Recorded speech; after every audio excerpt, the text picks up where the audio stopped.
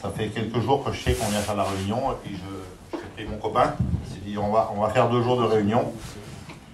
Et puis on se place devant Dieu parce qu'on veut que le Seigneur nous donne un message. On ne veut pas prêcher pour prêcher. Je ne suis pas là pour prêcher pour prêcher. Et puis ça fait quelques jours, en l'ayant au téléphone, je dis tu veux faire quoi? Tu veux prêcher le samedi? Tu veux faire le culte? Et puis en discutant, il me dit je veux faire le culte. Et puis je dis devant Dieu, Dieu m'a mis une pensée au début de la semaine. J'étais à un séminaire et puis le Seigneur me parlait. Et puis je regardais hier encore dans la parole de Dieu. Et tout ce que je disais, c'était beau. Amen. Toutes les histoires de la parole de Dieu que je disais, Seigneur, je dis ça, je voudrais bien le prêcher, ça, je voudrais bien le prêcher. Mais il n'y a rien qui accrochait mon cœur.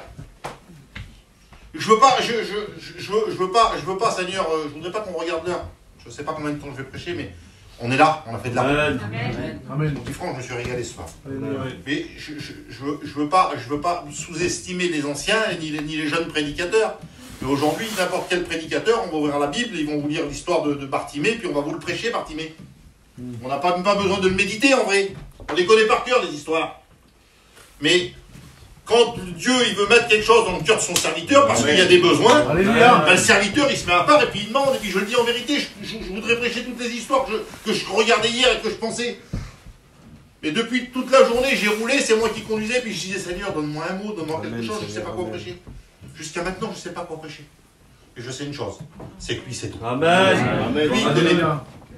Et puis un jour, j'étais avec un jeune frère, moi j'étais étudiant en première année, lui il était candidat au ministère, et puis il me dit, tu sais mémé, la différence qu'il y a entre facilité et simplicité.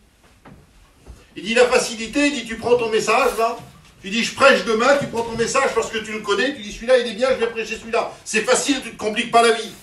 Il t'arrive derrière l'estrade, tu prêches. Alors excusez-moi de l'expression, il dit, tu te fous en l'air, tu te casses la gueule. Mais il dit, par contre, la simplicité c'est quoi? C'est le même message, tu le prends, tu le lis et tu le médites. Tu prêches. C'est plus pareil. Alléluia. Alors je le dis devant Dieu, je ne fais pas de fausse humilité, je vais laisser faire le Seigneur, je vais laisser faire le Seigneur. Je ne peux pas vous dire, je vais prêcher ça, je vais prêcher ça, je vais prêcher ça, je vais laisser faire le Seigneur. Je n'ai pas de message conçu, j'ai rien de marqué, je le dis devant Dieu, j'ai rien de marqué. Mais je sais une chose, c'est qu'un jour je suis arrivé, j'étais première année, je suis arrivé derrière un pupitre sans message. Mais quand lui il prend le relais. Et c'est ça que je veux faire. Je pensais à ça, je regardais l'instrument, je regardais la guitare. Elle est toute simple, si vous la mettez dans mes mains à moi, ça me fera des sons vilains. Mais si vous la mettez dans les mains d'un guitariste, il va sortir un bon son. Et aujourd'hui, moi, je suis un instrument. Je suis un instrument, je sais pas jouer en vrai, je sais pas prêcher, puis j'en ai rien à faire de bien prêcher. Mais je veux une chose, je veux que ce soit le divin. Qu'il prenne l'instrument et qu'il prenne dans ses mains, et puis qu'il puisse apporter le mot de Dieu pour ton cœur. Mais la Bible nous dit ça. Sans moi, tu peux rien faire. Les frères anciens, ça fait des années qu'ils prêchent. Sans eux, sans lui, on peut rien faire. Les jeunes prédicateurs, on peut rien faire sans lui. Alors, je vais pas m'amuser à prêcher pour faire beau. J'ai 2 copains d'école, là. Je leur ai téléphoné pour venir faire 2 jours. Hein. C'est mes copains. Alors, il y en a qui veulent se faire inviter. Non, nous, on pousse à être invités. On vient, nous. Je le dis comme ça, Seigneur. Vous comprenez? Je chine pas les réunions. Mais il y a un désir dans nos cœurs de venir prêcher la parole. On vient prêcher la parole à qui? À notre peuple. Parce qu'il y a des chrétiens qui ont besoin d'être encouragés, il y a des chrétiens qui ont besoin d'être relevés, il y a des chrétiens qui ont besoin d'être bénis. Et il y a des personnes aussi qui ont besoin de trouver la grâce. Ah ben t'es au bon endroit. Je voudrais que mes 2 copains d'école ici avec qui me présentent. Alléluia. Seigneur, nous voulons te dire merci pour ce soir. Oui, Seigneur, Seigneur Dieu, c'est le moment. C'est le moment d'écouter ta parole, Seigneur Jésus-Christ, Seigneur Dieu, ton serviteur. Seigneur, toi celui qui lui cherche connaissance, Seigneur Dieu, désespéré par celui qui te cherche de tout son cœur.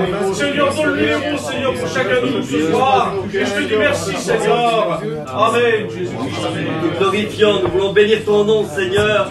Nous voulons te dire merci pour nos frères, Seigneur. Merci pour les témoignages, pour les chants cantiques qu'on a écoutés, Seigneur. Mais la parole, Seigneur, c'est celle qui prime, Baronel. Et à combien ta parole, nous savons qu'elle bénit. Mais bébé, ce soir, a besoin de toi, Seigneur. Et tu le sers, Seigneur, par le Saint-Esprit. Enfin qu'il puisse parler à travers le Seigneur. Et dans tes mains, serre-toi de sa bouche. Au nom de Jésus, tu le fais. Pour la gloire de ton nom. Amen. Amen. Alors moi, quand je prêche, je marque rien.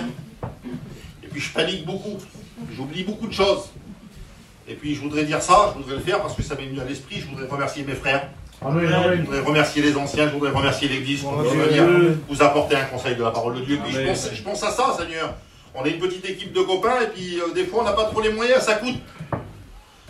Mais on a vécu, on a vécu dans la chambre d'hôtel un passage de la parole de Dieu. Et puis je disais ça aux copains, on disait ça, notre week-end est réussi. Amen. Amen. Notre week-end est déjà réussi pour nous.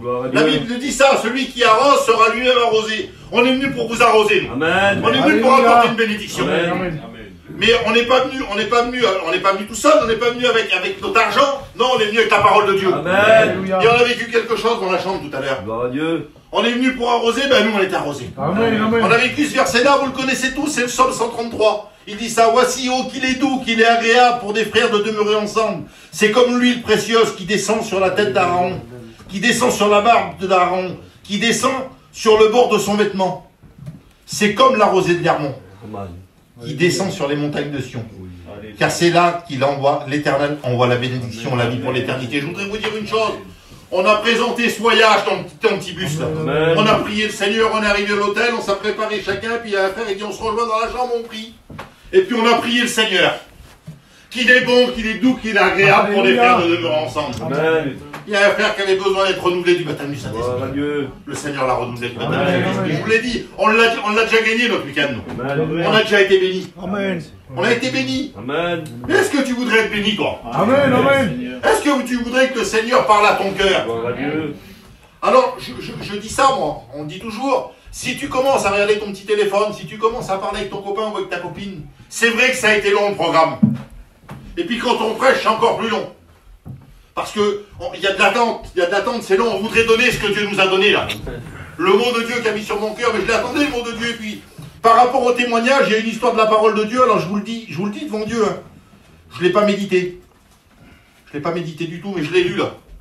Je l'ai lu, puis dans mon cœur, j'en suis sûr que c'est ça qu'il faut que je parle. Amen. Amen. Il y a des fois, il y a des convictions, je ne sais pas moi. Je vais laisser faire le Seigneur, je vais vous lire une histoire, et je vais vous la commenter, je ne vais pas prêcher longtemps. Parce que je le sais moi, je le sais, on est des jeunes prédicateurs, c'est pas à force de parole, la Bible dit c'est pas à force de parole, c'est pas parce qu'on va parler des heures et des heures, non. Il suffit qu'un mot, la Bible dit ça, un mot. Alléluia. Alléluia. Un mot quoi? Un mot et tout change. Amen. Un mot et tout change. Un mot, ton fils revient au Seigneur. Un mot, ta compagne, elle est bénie. Un mot de Dieu. Pas 36 mots, pas parler pendant 1 heure, non. Un mot de Dieu. Alors, je voudrais vous lire une histoire qui se trouve dans le livre de Luc, au chapitre 15. Vous le connaissez? On ne va pas prêcher autre chose que la parole de Dieu. On n'a pas besoin d'Internet. On n'a pas besoin de regarder au bout du monde qu'est-ce qui se passe. Non, on a la parole de Dieu. C'est tout simple. Amen. Gloire à Dieu. Alors, la Bible dit ça. Il dit encore, un homme avait 2 fils. Le plus jeune dit à son père, mon père, donne-moi la part de mes biens qui doit me revenir. Et le père leur partagea son bien. Peu de jours après, le plus jeune fils, ayant tout ramassé, partit pour un pays éloigné, où il dissipa son bien et vivant dans la débauche. Lorsqu'il eut tout dépensé, une grande famine survint dans ce pays, et il commença à se trouver dans le besoin. Il alla se mettre au service d'un des habitants du pays, qui l'envoya dans ses champs, garder les pourceaux. Il aurait bien voulu se rassasier des cars rouges que mangeaient les pourceaux, mais personne ne lui en donnait. Étant rentré en lui-même, il se dit, combien de mercenaires chez mon père ont du pain en abondance, et moi ici je meurs de faim. Je me lèverai, j'irai vers mon père, et je lui dirai, mon père, j'ai péché contre le ciel et contre toi. Je ne suis plus digne d'être appelé ton fils, mais traite-moi comme l'un de tes mercenaires. Il se leva et alla vers son père. Comme il était encore loin, son père le vit et fut ému de compassion. Il courut et s'est jeté à son cou, et il l'embrassa. Le fils lui dit, mon père, j'ai péché contre le ciel et contre toi. Je ne suis plus digne d'être appelé ton père. Mais le père dit à ses serviteurs, apportez vite la plus belle des robes, et l'en revêtez. Mettez-lui un anneau au doigt et des souliers aux pieds. Amenez le veau gras et tuez-le. Mangeons et buvons, car mon fils qui était mort, il est revenu à la vie. Il était perdu, on l'a retrouvé. Amen. Et ils commencèrent à se réjouir. Amen. Amen. Gloire à Dieu. Alors cette histoire, vous la connaissez tous. Alors je vais la prendre comme ça, moi. C'est un foyer de Dieu, un foyer chrétien, un père avec 2 fils. Et puis c'est deux chrétiens. Si je me trompe, les frères vont peut-être me rappeler, me reprendre, mais c'est 2 chrétiens. Et lui, il veut son héritage. Mais moi, je voudrais le tourner au spirituel, ça, mes frères. Je voudrais pas l'héritage du monde, de l'argent. Vous avez écouté des témoignages avec des garçons qui avaient beaucoup d'argent. Ben aujourd'hui, ils ont mis ça devant Dieu, là, pour venir les 2 petits jours, là. Ils ont placé devant Dieu pour gagner 100 €, pour gagner 150 €, pour pouvoir se déplacer, pour pouvoir venir témoigner et dire un petit mot de Dieu. Alors, je voudrais pas parler d'argent, mais je voudrais parler du spirituel. Amen, amen. Gloire à Dieu. Alors, ce jeune chrétien-là, il demande à son père, je veux toute la part de mes biens. Alors, c'est comme si que toi, il y a quelque temps, là, t'as dit, Seigneur, tout ce que tu m'as donné, toi, tout ce que tu m'as donné, tous ces cadeaux que tu m'as fait quand je t'ai rencontré, mais il t'a donné quoi, le Seigneur, quand tu l'as rencontré? Il t'a donné la paix, il t'a donné la joie, il t'a donné le bonheur. Il t'a fait le cadeau du baptême du Saint-Esprit. Peut-être qu'il t'a donné le don de prophétie. Il t'a peut-être donné la diversité des langues. Il t'a fait des cadeaux du ciel. C'est des cadeaux du ciel que je voudrais te parler. Amen. Et puis ce garçon, il s'en va, lui. Il s'en va de la maison de Dieu. Peut-être que toi, t'es parti de la maison de Dieu. T'es parti avec tous les beaux cadeaux que Dieu t'avait fait. Tout ce que Dieu donne, il n'y a pas plus beau. C'est à qui? C'est à toi. Mais toi, tu as été dispersé, là. Tu as été dépensé dans le monde, là. Tu as essayé de trouver quelque chose de bon dans le monde. Mais qu'est-ce que tu as trouvé? Qu'est-ce qu'il a trouvé, ce garçon, lui? Il a tout dissipé, les biens que son père lui avait donnés. Il a tout mangé, ses biens. Quel dommage, Seigneur Jésus. Quel dommage quand Dieu te fait des cadeaux, quand Dieu te donne des bonnes choses, là. Et que toi, tu dépenses tout. Oui, Seigneur. Tu dépenses tout sans compter. Tu calcules même pas que tu les as même pas mérités, ça. C'est vrai, Seigneur. Tu as tout dépensé. T'as tout laissé, t'as tout négligé, t'as tout cassé. Toutes ces bonnes choses que Dieu t'a données. Et puis quand on se retrouve dans cette situation, on n'est pas bien. Hein. J'ai été rétrograde pas longtemps, moi j'ai rencontré le Seigneur, j'ai été rétrograde pas longtemps, j'étais pas bien. Hein. Et un jour j'avais une cigarette à la bouche comme ça, et puis il y a un garçon qui m'a dit ça, il dit, mais t'étais pas chrétien toi? Seigneur Jésus, quel mal que ça fait. Quand on a connu le Seigneur, et puis bien sûr on nous dit, mais t'étais bien un chrétien toi? Comment ça se fait que tu fumes? Comment ça se fait que tu te trouves dans ces endroits-là? Le frère, il est arrêté par Dieu, lui. Mais qu'est-ce que tu fais dans ces endroits-là? Qu'est-ce que tu as été faire dans ces endroits-là? Et puis lui, d'un seul coup, il se retrouve là, il se retrouve avec une chose, parce que quand on est loin de Dieu, quand la présence de Dieu nous manque, c'est pas notre chair là, c'est notre âme. Ce cœur là, ce cœur qui était rempli quand tu rentrais dans une réunion, que la présence de Dieu te tombait dessus, que tu étais bien là. Quand les frères prêchaient, tu te réjouissais du message de la parole de Dieu. Quand il y avait une prophétie, tu te régalais, toi, c'est-à-dire parler. Tu as laissé tout comme ça, là. Tu as tout laissé. Tu as tout laissé, tu as tout dépensé. Et puis aujourd'hui, tu n'arrives plus à revenir. Alors il se passe quelque chose quand on se retrouve dans la misère. Alors on veut se nourrir un petit peu du monde, on veut y arriver, mais dans le monde, il n'y a rien de bon. Dans le monde, il n'y a que de l'arnaque. On veut vous donner, mais on veut tout vous prendre. On a connu le monde. Je n'ai pas toujours été chrétien, mais on a connu le monde. Si on peut prendre un monsieur, il donnait 100 000. Et puis on peut y reprendre 500 000 derrière. On va tout faire, on va tout prendre. Ben, c'est le monde ce qu'il veut. Il veut tout prendre. Amen. Il ne veut pas simplement te dire négliger un petit peu, c'est pas grave que tu vas un petit peu moins réunion. Non, il veut ta mort spirituelle, le diable. Voilà ce que l'ennemi veut faire. Et puis le garçon, il se retrouve dans cette situation-là. Peut-être que tu t'es retrouvé dans cette situation, toi. Peut-être qu'en entrant en toi-même, tu t'es dit, mais Seigneur, dans la maison de mon père, il y en a là-bas, il y a des chrétiens encore. Il y a des chrétiennes. Ils ont du pain en abondance. Amen, amen. Du pain en abondance. Mais c'est quoi le pain en abondance? C'est ça le pain. C'est ça la nourriture. Amen. On n'aura jamais rien d'autre que ça, la parole de Dieu. C'est elle qui nourrit nos cœurs, c'est elle qui nourrit nos âmes, c'est elle qui nourrit nos foyers. C'est lui qui prend soin de nous. Amen. Et puis ce garçon-là, il le sait. Mais j'étais bien chez mon père, j'étais bien quand j'étais un chrétien. On est bien quand on est dans la maison de Dieu, mais qu'on n'est pas bien quand on est loin de la maison du Seigneur. Qu'on n'est pas bien quand on se retrouve dans cette situation, John. Alors il fait cette prière, lui. Il dit, je vais me lever. Ça, c'est sa prière, là. Je vais me lever, je vais aller vers mon père, je vais lui dire, mon père, je suis plus digne d'être appelé ton fils. Traite-moi comme l'un de tes chrétiens, le plus simple. Là. Je ne veux pas être un serviteur de Dieu, moi. Je veux être comme le plus simple. Je veux que tu me traites comme ça. Mais peut-être que tu l'as fait 10 fois, ça. 20 fois, 30 fois. Tu veux revenir dans la maison.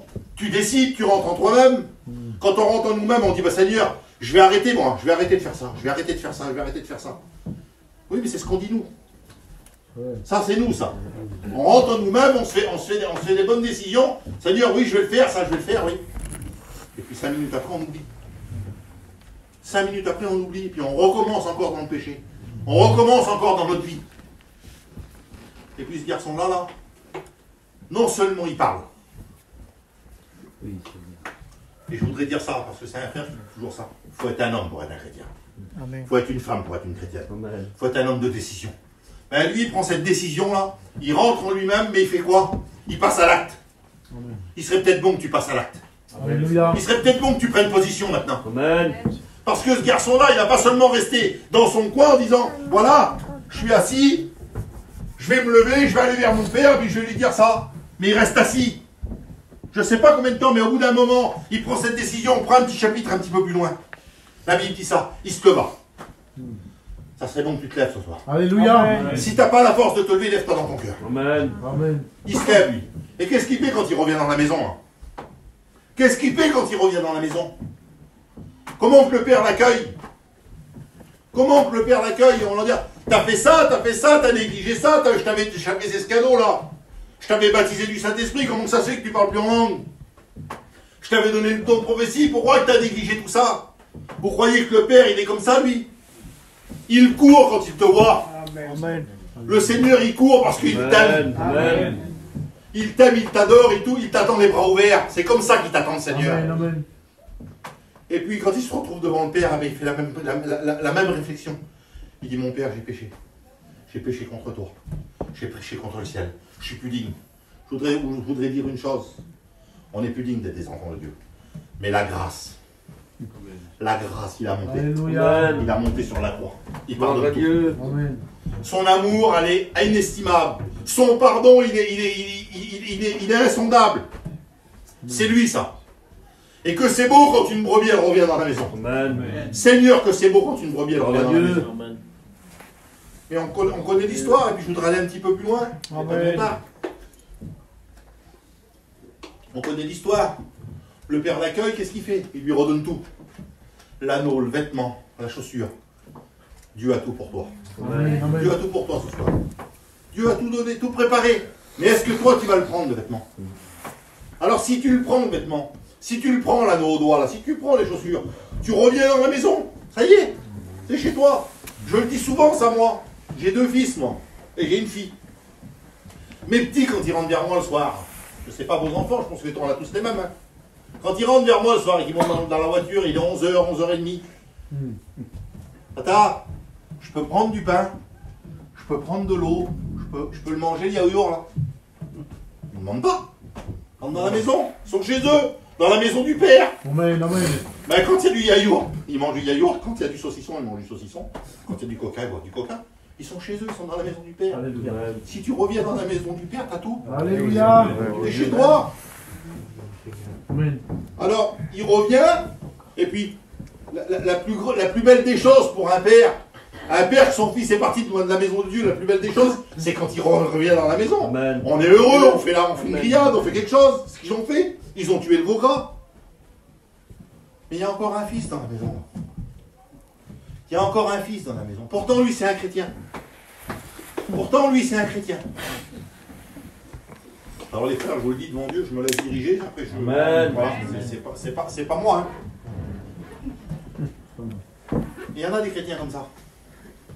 Je sais pas. Alors, il y a des frères qui disent, moi, dans mon église, des garçons comme ça, des hommes comme ça, il y en a, mais là, il n'y en a pas. Ben, si je prêche ce message, je m'excuse, c'est parce qu'il y a des personnes comme ça. Sinon, je ne prêcherai pas ça. Amen. Dieu m'aurait mis une autre histoire à cœur. Je me laisse diriger les frères. Je prêche ce que j'ai sur mon cœur, parce que Dieu me donne. Amen. Je prêche pas pour bien prêcher, je prêche pas pour meubler, non. Je prêche parce que c'est des convictions dans mon cœur. Les frères le savent. Amen. Eh bien lui, le chrétien, là, ça le dérange. Il y a des chrétiens que ça dérange quand il y en a qui reviennent dans la bergerie. C'est quand même particulier, ça, non? Ça dérange. Peut-être que toi, tu n'es pas content parce que l'autre, il est revenu au Seigneur il y a quelques jours, là. Peut-être que tu n'es pas content parce que la fille, elle est revenue à Dieu, là. Mais qu'est-ce qui se passe, alors? Qu'est-ce qui se passe, les frères? Normalement, quand une personne, elle vient au Seigneur, il n'y a pas plus heureux. Amen. Quand un rétrograde revient, là, il n'y a pas plus beau. Vers nous, il y en a plein des rétrogrades, là. On prie tous les jours pour eux. Amen. On fait des jeûnes pour eux. Peut-être que tu jeûnes, mais non, tu n'y a pas ton cœur, toi. Et tu devrais être heureux, mon frère. Tu devrais être heureux, ma soeur, quand il y en a un qui rentre à la maison. Amen, amen. Et puis la discussion, elle se fait avec le Père. Peut-être que tu as demandé, tu as parlé avec le Seigneur, toi. Pourquoi lui, alors? Pourquoi lui, c'est comme ça? Pourquoi lui, c'est comme ça? Pourquoi lui, ça fait tant d'années, là? Tant d'années qu'il te fait des misères, il a tout démangé, il a tout dépensé. Et il connaît, lui. Il connaît son frère. Mais ce qui est le plus terrible, c'est qu'un jour, un frère a prêché, puis ça me vient à l'esprit, là. Ça me vient à l'esprit. Il avait dit ça. Le frère, le chrétien, là. Le chrétien, là. Quand il parle avec son père, là, il dit, ton fils, il a été tout dépensé, là-bas, comme ça. C'est-à-dire que lui, il savait où qu'il était son frère. Tu le sais où c'est que ton frère, il est dans la misère. Tu le sais où c'est que ta soeur, elle est dans la misère. Je parle pas du frère de la chair, moi, je te parle du frère en Christ. Amen. Peut-être que tu as un copain, peut-être que tu as une copine, tu as un frère, tu as une soeur, là, que tu sais où c'est qu'il est dans la débauche, là, qu'il est en train de tout dépenser ce que Dieu lui avait donné. Il n'a même pas fait l'effort d'aller voir son frère, lui. Même pas fait l'effort de dire, viens à la réunion. Reviens à la réunion. Il y a du pain. Amen. Tu veux. Amen. Amen. Là-bas, il y a du pain, il y en a plein. Il Amen. n'y en a pas qui a pas qu'une petite baguette. Il y en a plein. Il n'a pas qu'un petit pain, Seigneur, il a Amen. plein de pain. Glorifié, Seigneur. Et puis le premier message que j'ai fait, que j'ai prêché, j'étais aux écoles bibliques, c'est la première fois que je prêchais, j'avais pris ce verset-là. C'est Moïse qui parle avec Dieu. Et Dieu lui dit, qu'est-ce que tu as dans la main, Moïse? Qu'est-ce que tu as dans la main? Puis j'avais pris ce verset-là en introduction. Il dit, j'ai un bâton. Puis moi j'avais fait ça. Comme si que le Seigneur me parlait, bébé, qu'est-ce que tu as dans les mains? J'ai la parole. Amen. J'ai la parole de Dieu. C'est tout ce qu'on a, c'est la parole de Dieu. Et on a du pain aussi. Amen. On est une toute petite équipe, on n'a peut-être pas beaucoup. Mais on a un petit bout de pain de donner. Gloire à Un Dieu. petit bout de pain de la parole de Dieu. Et puis je voudrais donner cette expérience-là. Elle ne va pas du tout avec le message, mais voilà. Et puis après on fait le Seigneur. Amen. Il prêchait assez longtemps. Le Seigneur m'appelait à le servir. Et puis on était à un séminaire. Alors, je ne sais pas si c'est le séminaire ou c'est que lui, le Seigneur a fait lever la main de sa femme, mais c'était dans ces années-là. J'avais un désir dans mon cœur, je n'étais pas baptisé du Saint-Esprit, moi. Le Seigneur avait mis quelque chose de fort dans mon cœur de le servir, alors je ne comprenais pas. J'essayais de faire des expériences, je parlais avec Dieu, il me manquait que le baptême du Saint-Esprit, je faisais plein d'expériences. Et puis on était à la neige, et puis le frère a prêché sur le pain. Et puis il a fait quelque chose, et puis je savais qu'il allait faire ça. Il avait mis une table et il avait mis plein de pain sur la table. Il avait mis des petites baguettes, des grandes baguettes, des petits bouts de pain coupés comme ça. Et moi j'étais assis sur ma chaise et puis on était peut-être 300-400 personnes. Mais quand je vois qu'il fait ça, je sais ce qu'il va faire et dans mon cœur je fais ça. Je dis Seigneur, je vais aller là-bas et je vais prendre une baguette de pain complète. Alors c'est, comment on dit ça? C'est symbolique ce que je vous dis là. C'était mon expérience à moi. Et puis quand il a fait ça, je me suis levé, j'ai traversé la salle, j'étais un peu loin. Quand je suis arrivé dans la table, j'ai un petit peu lâche. On a une grande baguette, tout le monde va me regarder. Moi j'ai pris un bout de pain quand même, il était beau quand même, il était comme ça. Et puis je repars, puis je m'assieds. Et puis il y a un serviteur de Dieu, il me regarde, il dit mon cousin, il t'avait pas de sous, il dit pour t'acheter du pain, il dit, tu vas te faire un sandwich avec ça. Alors je rigole moi avec lui, puis je m'assis sur ma chaise, tout simple. J'avais un désir dans mon cœur, je voulais prendre du pain pour m'en donner moi. C'était symbolique ce que je faisais. Il y avait des valeurs dans mon cœur, le Seigneur il a déposé des valeurs dans mon cœur. Et puis ma petite elle vient, elle était toute petite. Elle s'assit sur moi, elle dit Tata, elle dit, vous donne un petit bout de pain. Je dis oui ma fille. Je coupe le pain, je lui donne un petit bout de pain. Et là le Seigneur me parle. Seigneur que c'est bon quand le Seigneur te parle. Amen. Alléluia. Merci Il Jésus. dit tu vois bébé, si tu aurais pris un tout petit bout de pain, t'en aurais donné à ta petite. Et tu n'aurais pas pu en donner après. Je dis Seigneur, oui. Et puis ma femme, elle était de l'autre côté de la salle. Elle ne s'est pas levée pour prendre du pain. Mais elle m'a vu et puis elle a fait ça. Quand elle m'a vu que j'ai pris un bout de pain, elle a dit ça. Merci Seigneur. Parce qu'il a pris aussi du pain pour moi. Oui. Alléluia. Amen. Amen. Et puis je me suis fait cette réflexion. Je le dis pour mes copains serviteurs de Dieu, pour les anciens, pour les chrétiens, pour les chrétiennes. Tu veux pouvoir donner un petit bout de pain, toi? Est-ce que tu veux donner un petit bout de pain dans ton témoignage, dans ton chant, dans l'activité que Dieu te donne? Oui, Jésus. Eh bien, il faut faire beaucoup. Il faut prendre beaucoup en Dieu. Alléluia. Le Seigneur me parlait, il dit, bébé, il faut que tu prennes beaucoup, beaucoup en moi, beaucoup. Pourquoi? Pour pouvoir donner un petit mot.